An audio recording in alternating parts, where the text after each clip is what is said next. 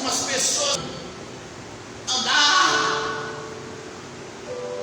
Aí pararam todo mundo na casa do sacerdote e falou assim: queremos o rei, pá, pá, pá, queremos o rei, pá. Samuel agora, não no início do seu ministério, mas no final da sua vida, ele olha para Deus, ele chora e fala: Deus, olha o que eles estão fazendo comigo, eles estão me desprezando. Fui fiel para o Senhor esse tempo todo, fiz o que é certo aos seus olhos, cumpri todo o meu ministério. O Senhor disse: Samuel, eles não estão rejeitando você, eles estão rejeitando a mim. Deixa essa história comigo, Samuel. Mas eu quero dizer para você que é muito interessante, porque se a lâmpada de Deus apagasse, ou seja, se não tivesse um descendente, alguém para ser chamado para o sacerdócio, como ficaria a geração futura? Como ficaria aquele povo? Mas eu quero dizer para você que na presciência de Deus, esse Deus Todo-Poderoso, Ele sempre preparou e guardou as coisas muito bem organizadas. E Ele disse: eu levanto Samuel. Viaje comigo. O tempo foi passando.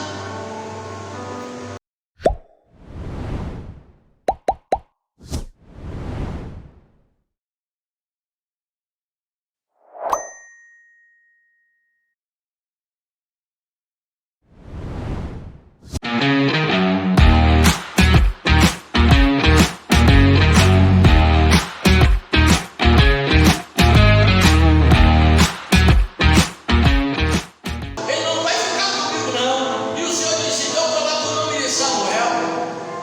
Escute isso. Presta atenção no que eu estou dizendo.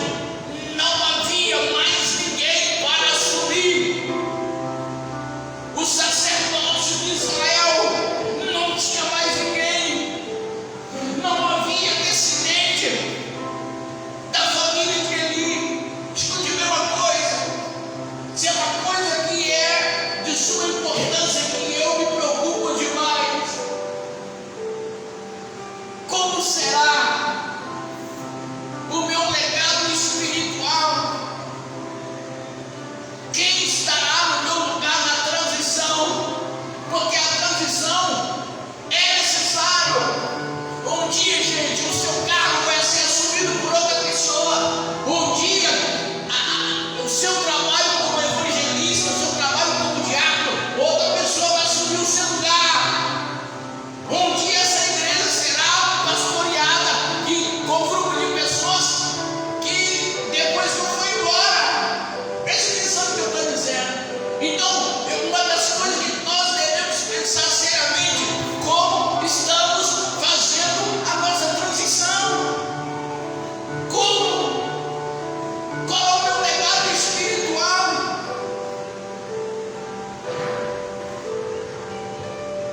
Sabe por que eu me preocupo, irmãos? Porque eu continuo sonhando que os meus filhos vão me representar depois que eu for embora. Porque eu tenho certeza, irmãos, absoluta, que eu não criei filho para servir o mundo e nem para morar no inferno com Satanás. Deus me deu filhos, foram consagrados no templo do Senhor, e eles vão servir o Senhor. Eu tenho certeza disso. Mas escute bem uma coisa: nessa transição, a gente vai entender que se não tivesse Samuel, não haveria outro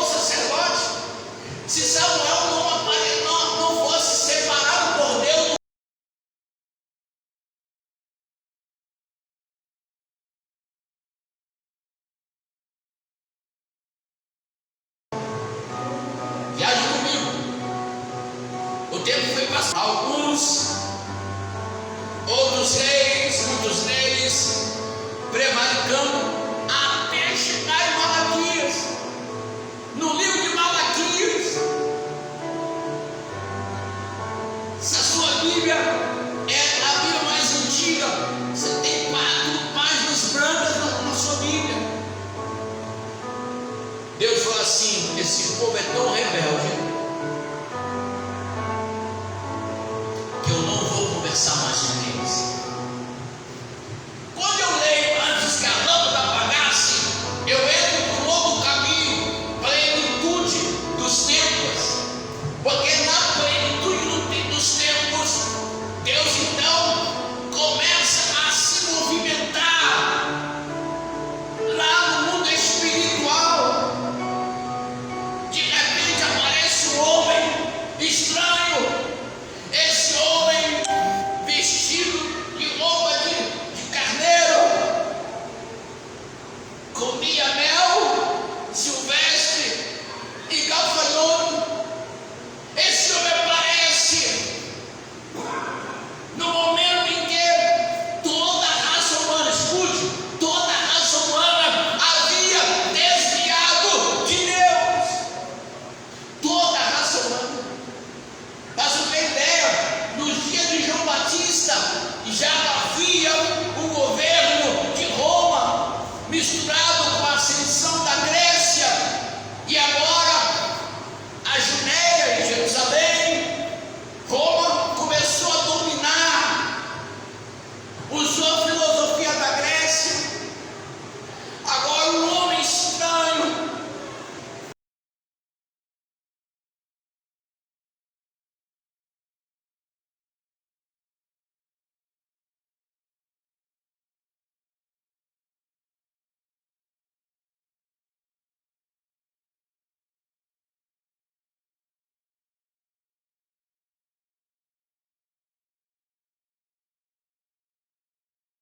sua voz que clama no deserto: endireitai as vossas veredas, porque o Senhor vem. Aleluia! Aquele homem vem gritando pelas ruas. Deixa eu dizer algo para os irmãos que me chama muita atenção dentro desse momento interessante. Olha só, quando Ló foi morar em Sodoma, ele sai do propósito de Deus com relação ao plano de Deus junto com Abraão, porque a Bíblia vai dizer, amados irmãos, que os pastores de Abraão brigaram com os pastores de Ló, e Abraão disse: olha, escolhei hoje você, para onde você quer ir. Se você for para a planície, eu vou para a montanha. Se você for para a montanha, eu vou para a planície. Mas a gente vai entender que Ló deveria ter olho gordo, porque a planície é melhor. Você pode ver, toda a planície é ótima para plantar. Ele foi cair em Sodoma e Gomorra. Gente, preste bem atenção, eu vou correr aqui e pular algumas coisas, mas Sodoma e Gomorra foi destruída por Deus. Mas Sodoma talvez não tivesse 100 mil habitantes, não era tão grande. Mas a Bíblia diz, por causa do pecado daquele lugar, por causa dos pecados que estavam praticando naquele lugar, Deus falou assim: Abraão, eu vou destruir Sodoma e Gomorra, eu vou acabar com aquilo lá, já não aguento mais isso aí. O pecado deles cheira mal as minhas narinas. E Abraão disse: Senhor, se tiver 50 justos lá, certamente o Senhor não acabaria. Ele disse: sim, não tem 50. E Abraão foi negociando até chegar a uma família. Deus falou assim: só tem uma família, eu tiro eles de lá e destruo aquele lugar. A Bíblia diz que Deus tira Ló e a sua família no caminho, indo no sentido Canaã. A sua mulher olha vira uma estátua de sal. Deus destruiu. O que eu vou falar aqui, eu vou falar entre linhas. O mundo hoje, a Bíblia fala que o mundo jaz no maligno. O mundo hoje tem trazido uma impureza, prevaricação na área moral, uma coisa terrível, que parece que não tem mais jeito. E você poderia, talvez se você pensasse como um Deus irado, se ele dissesse assim: se eu mando a fogo do céu e mato, acaba. Não, irmãos. Deus é extremamente amoroso. Deus espera que as pessoas se convertam e reconheçam que Ele é Senhor. Mas a Bíblia diz que há 3 tempos na Bíblia que a gente não pode negar. O Senhor Jesus falou assim como foi em Sodoma, assim como foi nos dias de Noé, assim como foi em Sodoma, assim será a vida do Senhor. A Bíblia diz que nos dias de Noé, irmãos, o povo entrou por um caminho de desobediência e rebeldia tão grande, tão terrível, que Deus chama Noé em particular e disse: Noé, faz uma arca, coloca um casal de animais, coloca a sua família, que eu vou destruir essa terra. Irmãos, se a gente acompanhar a história, a gente vai ver que quando Noé estava fazendo aquela arca, e naquela época era impossível chover, há muito tempo que não chovia, aquele povo zombava de Noé. Vou falar uma coisa: os dias de hoje não é diferente. Nós falamos do amor de Cristo, as pessoas olham para o nosso rosto, talvez acham até que a gente é louco, que somos lunáticos, porque nós pregamos uma terra que nunca fomos, falamos que temos nosso nome no livro da vida, e que essa terra, os muros são de jaspe, as ruas são de ouro, os mares são de cristais, aleluia, e que no trono, sempre tem um trono onde o rei dos reis, o Senhor dos senhores, ele está lá, e a Bíblia diz que ele vai nos apacentar. E quando falamos isso, as pessoas dizem: são tudo malucos, são tudo doidos, esse povo está falando de algo que eles nunca experimentaram. E alguém pode até me perguntar assim: como é que você fala tão bem do céu se você nunca foi lá? Mas nós conhecemos um que era de lá, ficou aqui por um período, depois de pegar 10 anos, foi morto numa cruz e voltou para lá, e ele disse: eu vou preparar um lugar para vocês, eu vou levar vocês para onde eu estou, vocês vão ficar comigo. Aleluia.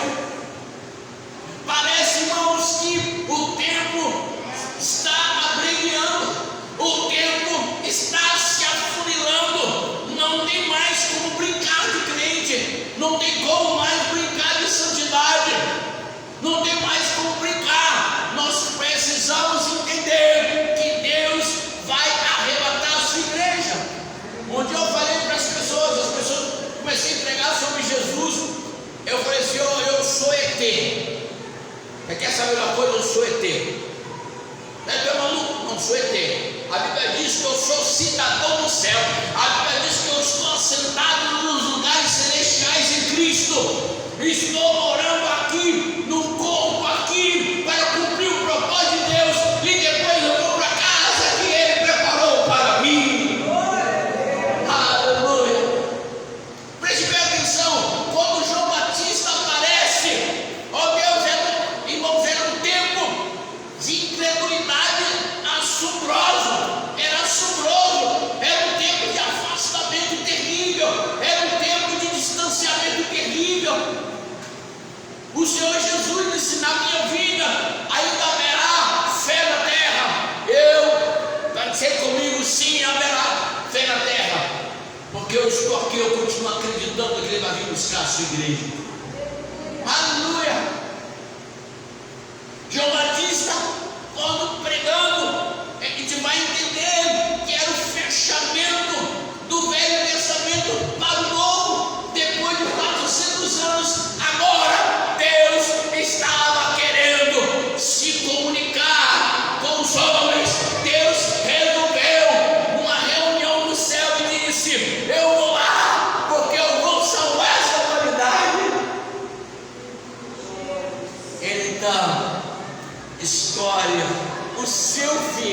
o seu único filho, e ter uma conversa com ele: meu filho, olha, esse povo está a passos largos para o inferno, não tem mais jeito, eles me abandonaram de tal forma que eu não tenho como salvá-los se não for de uma maneira especial, de uma maneira assombrosa, para que eles creiam em mim, para que eles saibam que eu estou aqui para salvá-lo.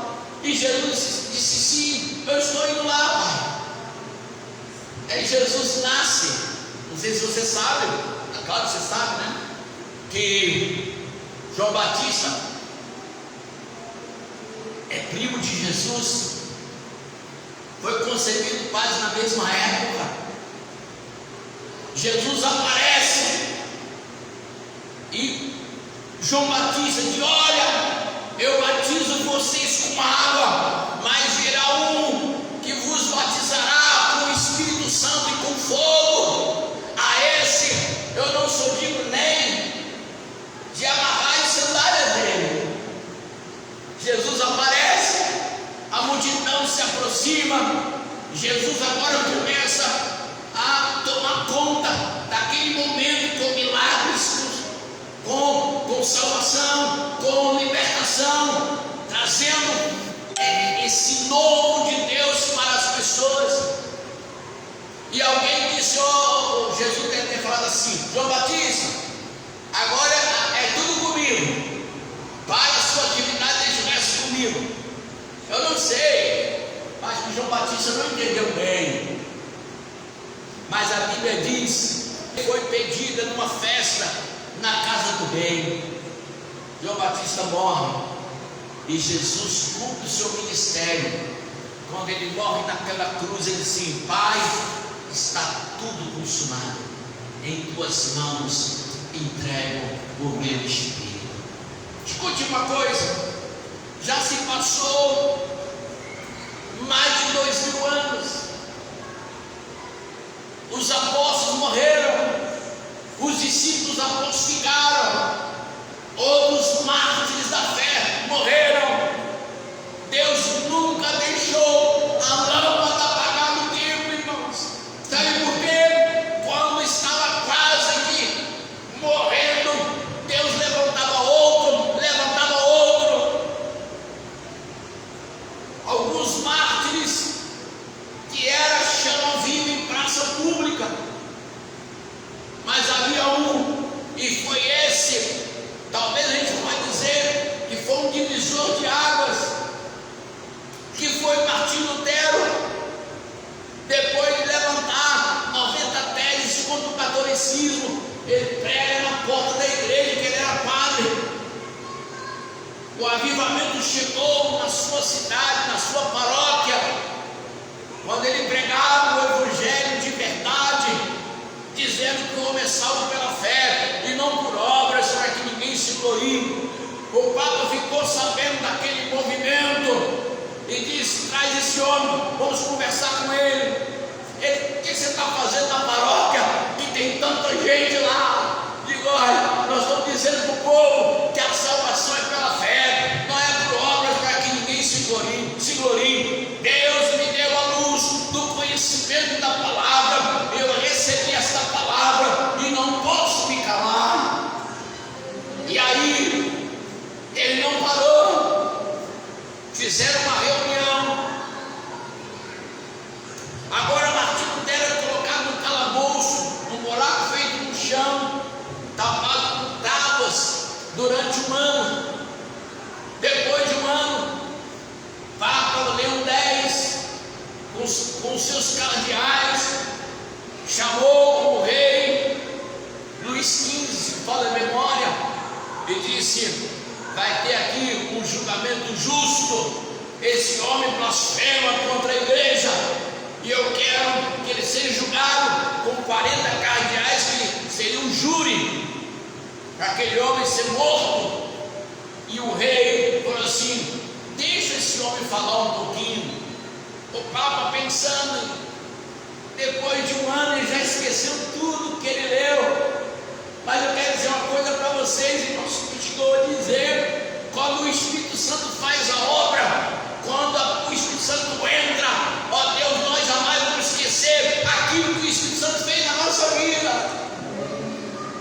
aconteceu? Quando o rei deu oportunidade para ele, ele expulsa a palavra de Deus como muito patente na sua mente, e ele então fala da salvação pela fé. O rei disse: não vejo nada para condenar esse homem, deixa ele ir embora. Ele vai embora. Mas, amados irmãos, escute bem isso. Esse homem, ele traduz a Bíblia no alemão, ele escreveu livros. Foi através de Lutero que nós vamos ver o Evangelho entrando na nossa era, até chegar no Brasil, no mundo e quizás ao redor do mundo, e chegou até nós para que pudéssemos ser salvos pelo poder da palavra. Escute bem isso.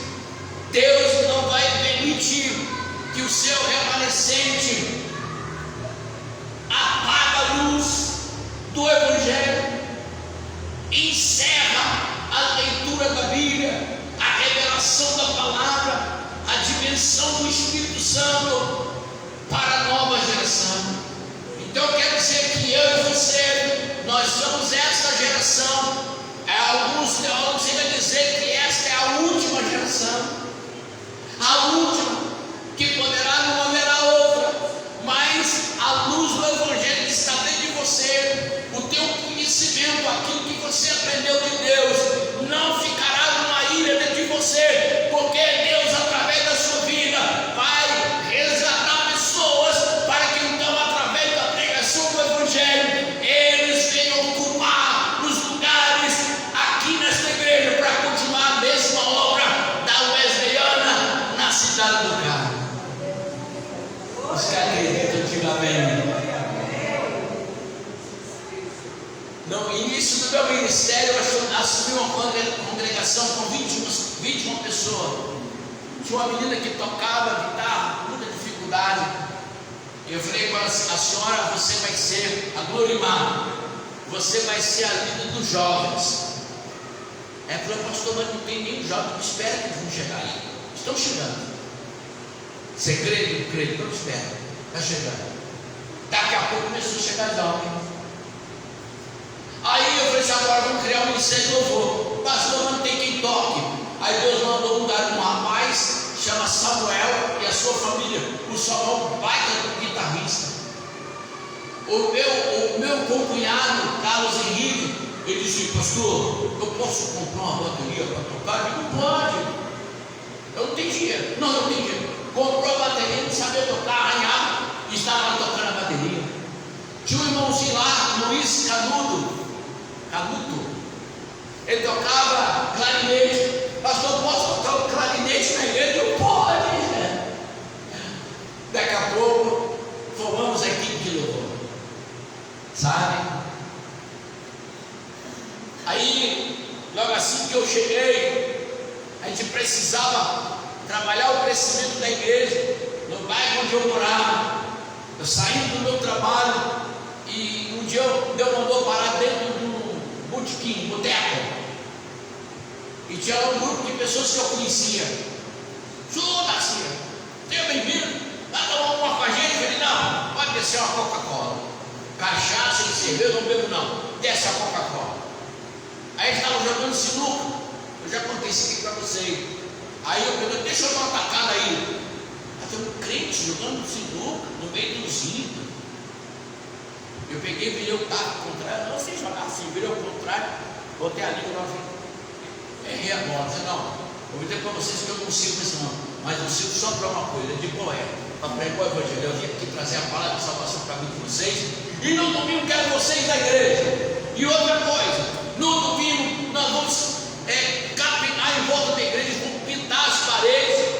Eu não tenho dinheiro, tem ninguém para me ajudar. Aí o irmão tinha comprado uma Kombi, não tinha carteira. Chamei o irmão: você tem carteira? Tem. Então você vai dirigir a Kombi. Enchi a Kombi de só gente que estava bebendo. Só vai ter Coca-Cola, vai ter almoço para você. Agora, cachaça, cerveja não vai ter não. Não, Judaci, eu vou respeitar a igreja do Senhor. Aí uma metade daquele povo que eu levei ficou na igreja.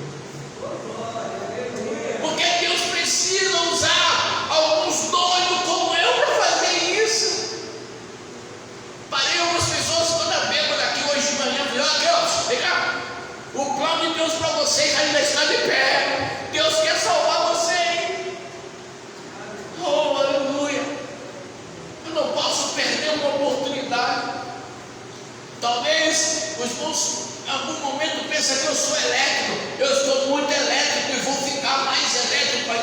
por quê?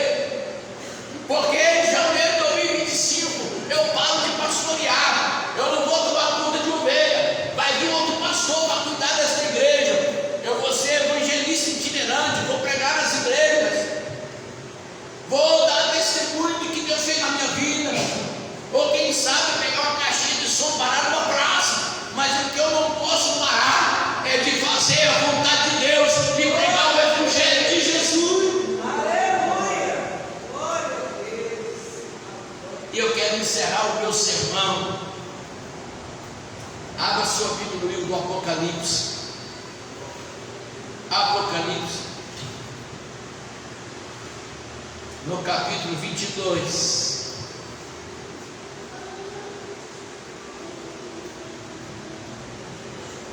O verso 17. Apocalipse 22, 17. Diz assim: olha só. E o Espírito e a noiva dizem: vem. E quem ouve diga: vem. E quem tem sede, venha. E quem quiser, tome de graça da água da vida. Porque eu testifico a todo aquele que ouvir as palavras das profecias desse livro, que se alguém lhe acrescentar alguma coisa, Deus fará vir sobre ele as pragas que estão escritas nesse livro. E se alguém tirar quaisquer palavras do livro desta profecia, Deus tirará a sua parte do livro da vida e da cidade santa e das coisas que estão escritas nesse livro. Aquele que testifica estas coisas diz: certamente